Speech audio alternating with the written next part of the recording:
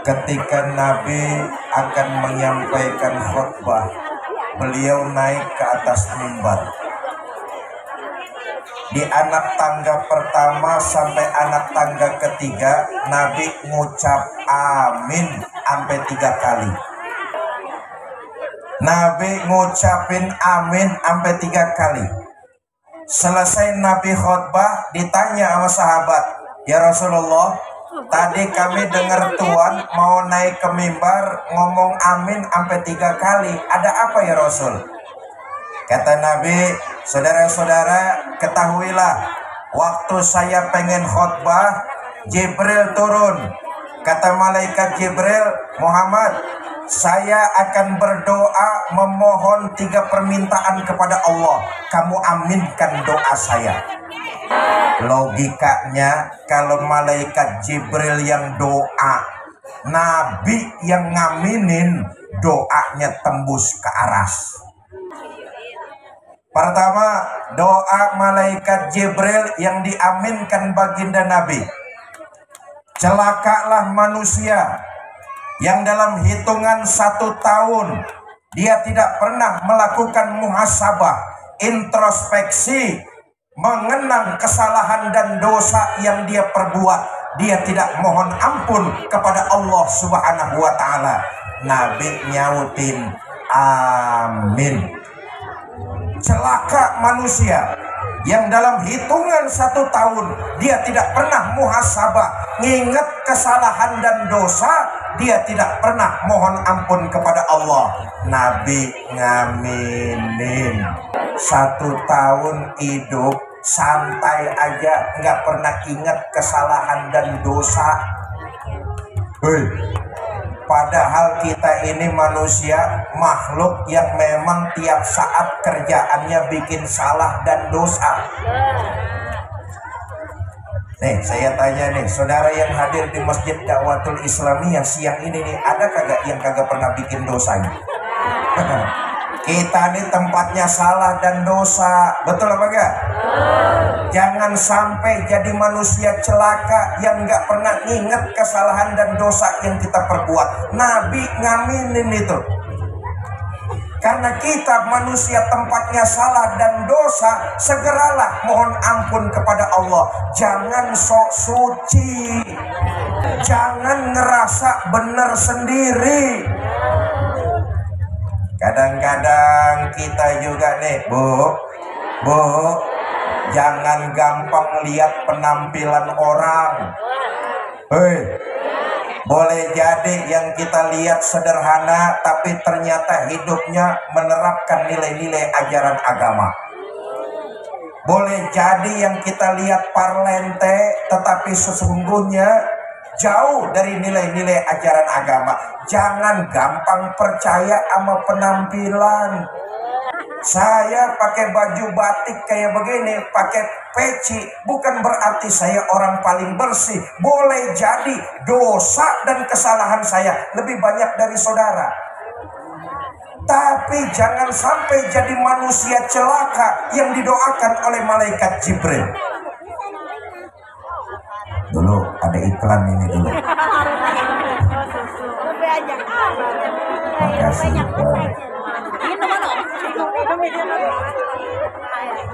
Ada susu 11, Pokari 11, sebotol, larutan sebotol.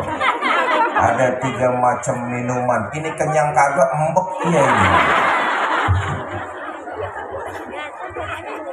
Nah begini, manusia yang baik bukan mereka yang tidak pernah berbuat salah. Kita semua pasti pernah berbuat salah, betul apa enggak?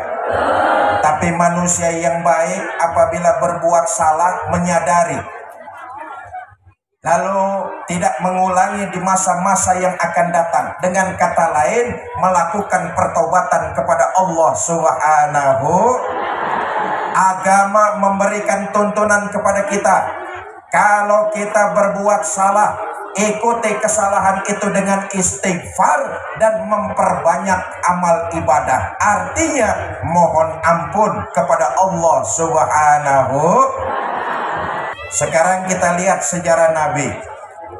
Nabi itu Satu-satunya manusia yang dosanya sudah mendapat jaminan ampun dari Allah. Walaupun Nabi dosanya sudah mendapat jaminan ampun dari Allah, istighfarnya sehari kagak kurang 70 kali. Hei. Soal salah dan dosa sudah mendapat jaminan ampun, tapi istighfarnya sehari nggak kurang 70 kali. Dalam riwayat lain baginda Nabi itu sehari semalam istighfarnya nggak kurang 100 kali. Makanya daripada kita ini bibir nganggur kagak ngapa-ngapain, kalau lagi di rumah sambil ngulek Astaghfirullah Rabbal Baraya, Astaghfirullah. Basahin bibir kita dengan istighfar. Jangan dibiasain bibir kita basah ama ngomongin orang. Disasak panjang sih alhamdulillah kagak ada yang begitu. Kampung sebelah tuh banyak banget. Kalau disuruh istighfar godek ngerti godek? Kagak mau. Kalau disuruh istighfar kagak mau tuh kampung sebelah. Tapi kalau disuruh ngomongin orang lancarnya bukan main. Kampung sebelah. Di kampung sini sih insya Allah kagak ada. Di kampung sebelah banyak yang kayak begitu tuh. Entah saya tanya katanya pindahan dari kampung sini.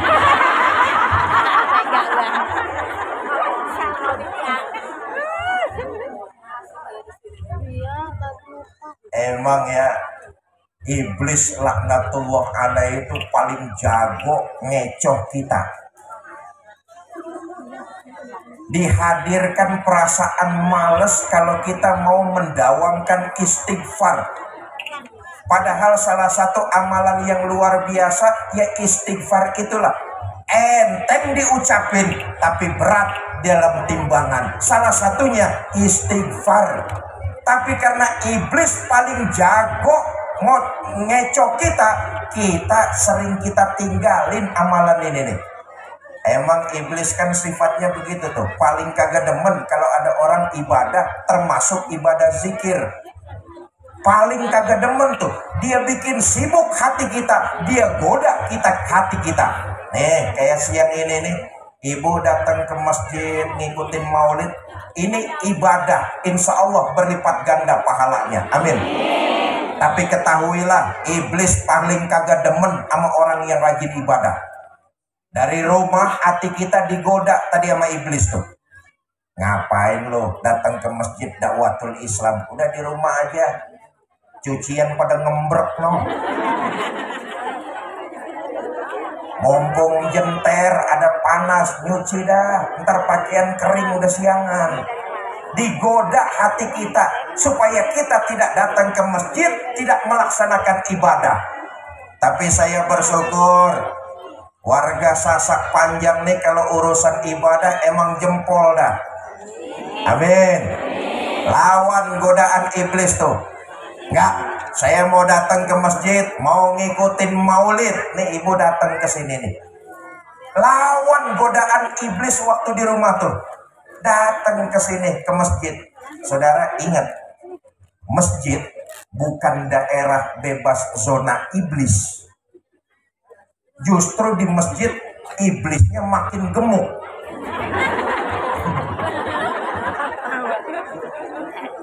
Digoda lagi ibu di sini nih sama iblis. Tujuannya apa? Supaya jangan sampai punya nilai ibadah. Ingat ya, jangan sampai punya nilai ibadah. Walaupun ibu sudah datang ke sini nih, iblis tetap godain. Kata iblis, ya udah dah, lu datang sono ngikutin maulid di masjid. Ntar sampai sono lu ngobrol aja ngobrol. Iblis tuh, hei, iblis, hei. Ibu jihad lagi, lawan godaan iblis. Enggak, Saya mau datang ke masjid, mau diem dengerin pidato ustadznya. Iblis kagak bakalan nyerah tuh di masjid kita, digodain lagi hati kita. Kata iblis, ya udah, lu ntar sampai masjid kagak usah ngobrol dah, diem aja, duduk nyender cuma pules.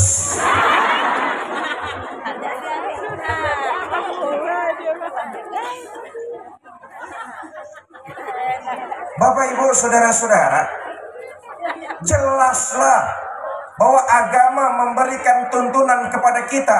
Kalau kita berbuat salah dan dosa, ikuti perbuatan salah dan dosa itu dengan istighfar dan memperbanyak amal ibadah, melakukan pertobatan kepada Allah. Itu kalau dosa kita sama Allah. Hei, kita melanggar perintah syariat agama, tobat langsung kepada Allah. Insya Allah pasti pintu tobat terbuka. Kenapa? Dosa kita kepada Allah. Tapi dalam hidup kan sering kita berbuat salah yang tidak disengaja dengan orang lain. Betul apa enggak? Berlaku hukukul adami. Allah akan membukakan pintu tobat kalau sama orang yang bersangkutan kita sudah minta maaf. Sebagai seorang istri pasti pernah berbuat salah kepada suami, baik yang disengaja maupun yang tidak disengaja. Akui itu, minta maaf kepada suami, tobat kepada Allah. Bu. Oh, lempengan ini belaga budak lo ya.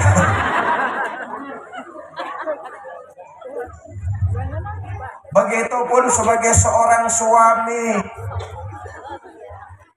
kepala rumah tangga, pencari rejeki, penjaga keutuhan keluarga. Boleh jadi ketika lelah kondisinya suami marah yang tidak disengaja, lalu kemudian menyadari sebuah kesalahan, minta maaflah kepada istri, lalu bertobat kepada Allah.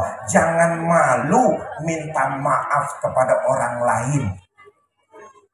Ikuti kesalahan itu dengan istighfar dan memperbanyak amal ibadah. 1. Celaka orang yang dalam 1 tahun dia tidak pernah mengingat kesalahan dan dosa, lalu tidak mohon ampun kepada Allah Subhanahu wa ta'ala.